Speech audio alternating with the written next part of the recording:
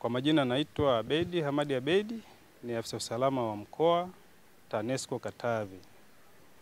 Siku ya leo tuko katika kijiji cha Urwira, kitongoji cha Isagala.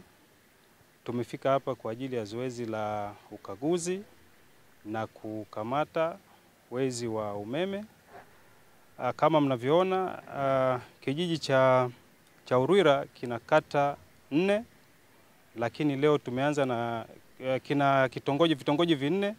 Leo tumeanza na kitongoji cha Isagala, na hapa katika kitongoji hichi tumefanikiwa kuwakamata wateja 4 ambapo walikuwa wanatumia umeme bila kulipia. Walikuwa wanatumia umeme bure.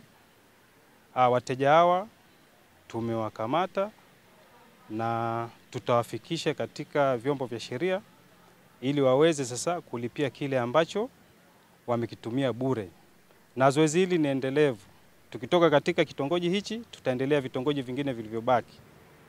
Kwa hiyo nitoe rai tu kwa wananchi wafuate utaratibu, walipie matumizi ya umeme kama wanavyotumia. Kutumia umeme bila kulipia ni kosa. Jina naitwa Mhandisi Godfrey Josephat, ni mhandisi wa mkoa wa Katavi.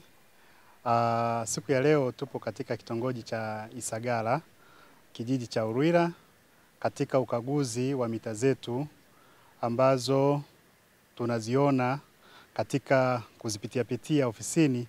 Tumegundua hawanunui umeme. Katika pita yetu katika ukaguzi wa leo tumegundua kuna wateja 6 ambao walikuwa wanatumia umeme bila kulipia TANESCO. Na inaonesha mteja toka 2024 mwezi wa 9 hajanunua umeme mpaka leo, na mita yake inapitisha umeme.